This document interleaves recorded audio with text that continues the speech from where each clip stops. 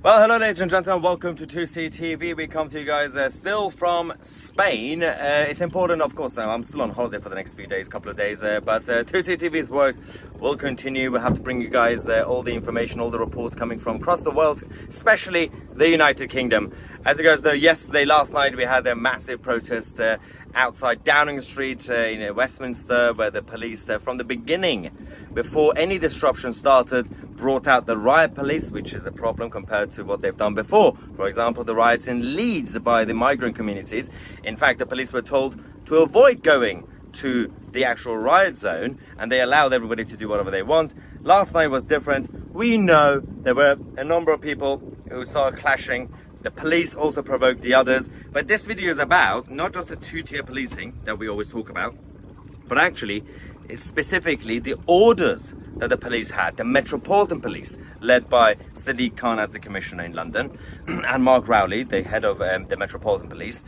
What they did, we have evidence, which we're going to go through in this video. First things first, let's go to the first clip that we have that shows the police officers telling the colleagues, people were just standing there on the pavement. They said, just go and arrest people, pick anybody you want. It doesn't matter. Anybody. Let's go.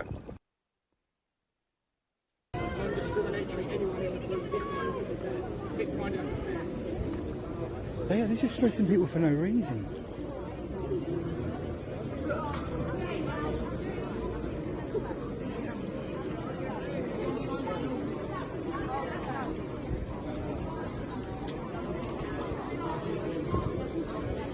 I'm literally now getting really worried.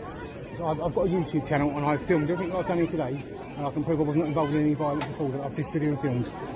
I'm pretty sure I heard him say just pick anyone out. Yeah. Well, no, I can prove I've done that. Now, that's one thing. But we do have more examples of showing that they were not just going after those who were causing trouble. From the perspective of the police, they were not just going after the troublemakers, the so-called EDL that hasn't existed in years, or the football hooligans. For example, in this video, we're going to go to an old man who was just standing there, and he actually calmly asked them politely, saying, how have I done? Can you tell me what I've done that deserve an arrest?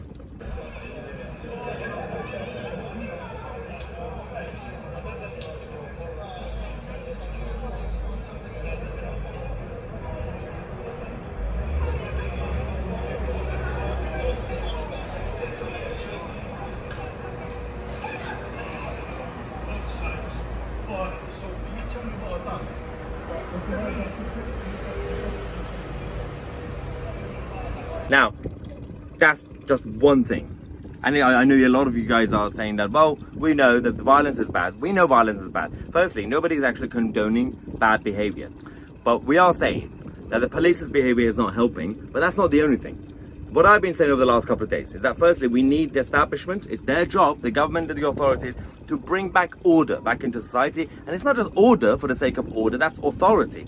We need unity, we need to bring back harmony in our society, one common culture. And if they do that, then peace will come back.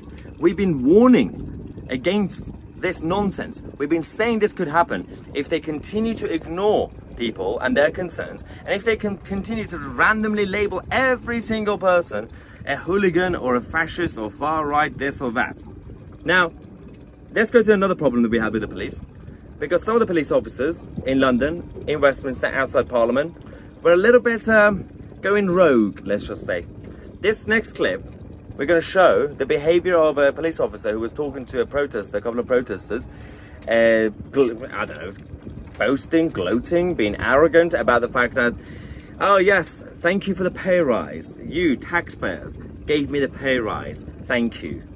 Thank you for the pay rise. Thank you for the pay rise. Should be going down though now because the country's such a fucking mess. So, maybe you guys will have to turn to some crime to make them. We're not doing anything wrong. We're watching. See? Now we know that's sarcastic. The guy was being sarcastic, it was being annoying, and the police were supposed to be impartial, professional. Their job is to, as we say, follow the orders, right? So one problem we had last night is the orders that they were getting from the top. Second problem is that some of the police officers were just going rogue on their own. Obviously, as we already said, violence is not the right solution, is not good. We already know that. We want to bring back some sort of unity in the country, but it works both ways. You can't just expect random people or ordinary people, the taxpayers and the voters, to just not show any anger at any point. You need everybody to do it. You need the people to stay calm, but you also need the establishment to not make problems, to not create bigger issues that we have. Next video is an elderly woman, an old woman, again, not a football hooligan, not a member of EDL, not far right, being arrested. You can see in this photo, as we can see, that she was also arrested. So many were arrested compared to, for example, the riots in Leeds. So many were arrested compared to all the attacks that we've had, by the way, that we talked about on 2CTV last night, up and down the country. They're not really focusing on that. Now, we go back to another example of two-tier policing and the way they behave, the police. Again, we're not making excuses for those who went there to cause trouble, but the anger is understandable, that people feel helpless, people feel powerless, and they think, what if they go out there and shout at politicians, it might help. They didn't allow them to even stand there and shout, because they're scared of even some sort of tensions. So they start arresting people before they even got to that point. Before anybody started rioting, there was no rioting anyway last night in Westminster. There were just clashes between and arguments between the police and the protesters. Jesse, who's also been around for a while, and there's a number of people who joined counter-protests in defense of the Jewish community, in defense of Israel against Islamists. Jesse was also arrested.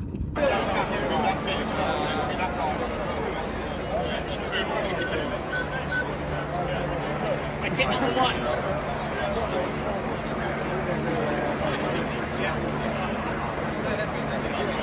What you need to do there?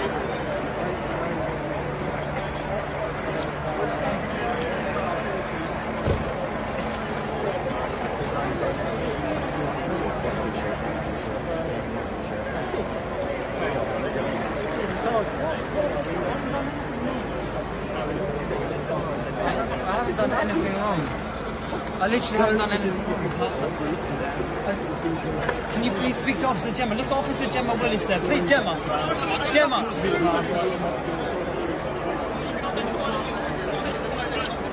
Now see, this is why we have to talk about these sort of problems. This is why it's gone too far. Now when you look at this footage, when you look at these examples, you can see it's a two-way street. It's easy for the liberal media to go out there and call every single person last night a football hooligan or far right. And again, they're talking about the English Defence League, EDL. And now they're talking about banning it and prescribing it. The English Defence League, or EDL, has not existed. Feel free to designate it as a terrorist organization. Do it. I don't care. It doesn't exist. The people that we showed you guys, the old man, the old lady, Jesse, and many others, they're not EDL. Now, look at the next one.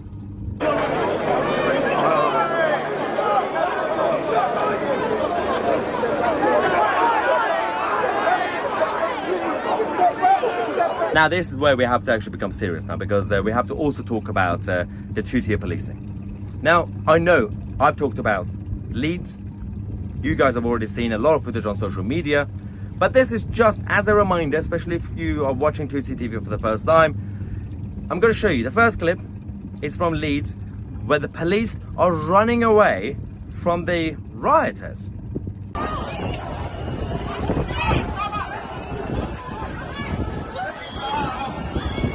Yep, remember that? Now, watch it from last night, how the police started behaving before anybody started causing trouble. No rioting. Yes, there were people who were basically clashing with the police, insulting the police, started pushing each other around, fine. It's still bad, we get it, rule of law, it matters. It's not the same as what was happening in Leeds, or Hartlepool as well. We'll talk about Hartlepool as well later on. But this is what the police did. Whoa. Calm down. Calm down, bro. Calm down. Now, obviously, the establishment are taking a one-way view on this whole issue, and we know that they're just going around and by labeling people, and this is what it's been done since Stalin's Soviet Union. You label people, you bring down the messenger, and the message is completely destroyed. The message is that people want their country back. People want basic British values. And that also includes migrants, the good migrants who claim that they're integrating. It's their job to defend this home. I've said this on X last night.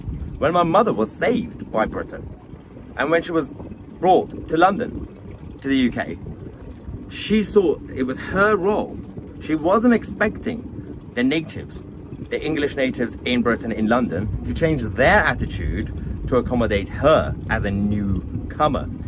It was her role to make it comfortable for them and for herself and act like a British person. Because nobody asked her to come to the country. So it was her role to make it easier.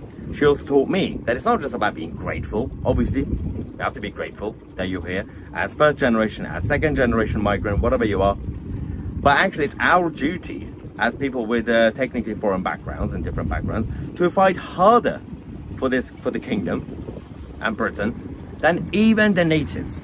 That's what she taught me. And that's the lesson I've got. Now, of course, we're going to get attacked by the far left and by the liberal left, saying, oh, you're a traitor to your race, you're a traitor to your heritage. I don't care. You can't really help where you were born and what you're born, but you can make where you are a home. Although, ironically, right now I'm on a boat in Spain with a Spanish flag, so this is currently my home for the next day or two. We're going to be here for a while, but obviously, as I said, the holiday continues, but so much is happening. The moment I left the United Kingdom, chaos is happening everywhere, from Venezuela to Iran and Israel, and of course, England. We're going to keep you guys posted on everything. Thank you so much for watching. I'm Maya 2C, and we are the media.